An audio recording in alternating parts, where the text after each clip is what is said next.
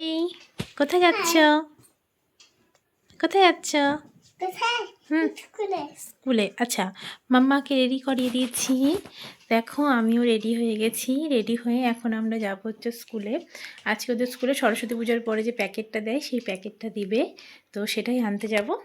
তো আমরা দুজন রেডি হয়ে গেছি, এখন চলে যাব স্কুলে। চলো, চলো, বাই বাই।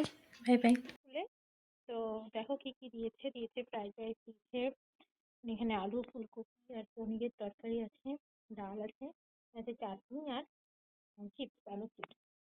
ভালোই খাবার দিয়েছে। আর বাবু দেখো, বাবু বললো কি আমি একটু খাবো। খাবে তো না, ছিটাবে, এই যে ছিটাচ্ছে। হ্যাঁ, অর্ধেকটা মুখে করছে, অর্ধেকটা ছিটাচ্ছে। ওকে দিয়েছি, এতটা খাবে না, একটু দিলে আবার হবে না ওনার। ওকে দিয়েছি তরকারি, ডাল দিইনি, একটু চিপস মিষ্টি এই দিয়েছি। কার্টুন দেখতে দেখতে ও খাচ্ছে এখন। গুড ইভিনিং সবাইকে। এখন ঘড়িতে দেখো যে হচ্ছে 5টা 35। আমি এখন যাচ্ছি ডাক্তারের কাছে আমার এক বান্ধবীর সাথে। আমার আসলে মাইগ্রেনের ব্যথা। তো মাইগ্রেনের ব্যথা আমার অনেকদিন থেকে আছে, আমি জানি এটা সারেও না, সেটাও আমি জানি। কিন্তু এই মানে কয়েকদিন ধরে এমন ব্যথা হচ্ছে, আমি অ্যালোপ্যাথি ওষুধও খেয়েছি, পেন কিলার খেয়েও আমার ব্যথা কমছে না, এমন অবস্থা।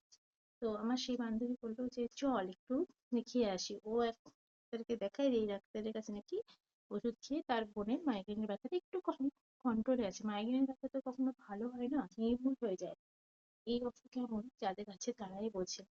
বল না, মাইগ্রেনের ব্যথা যার আছে তার শত্রুর কোনো প্রয়োজন হয় না।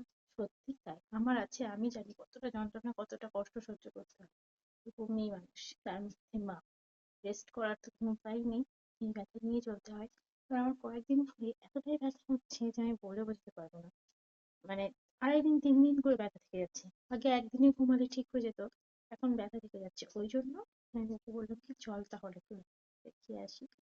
যাই দেখি, যদি কোনো লাভ হয়। তোমাদের কাছে যদি কোনো এরকম টিপস বা ট্রিক্স থাকে যে মাইগ্রেনের ব্যথা হলে যখন হবে একটুখানি কম বেশি করে, তোমরা আমাকে প্লিজ কমেন্ট লিখে জানিও। এখন আমি বেরোচ্ছি, এসে পড়ি।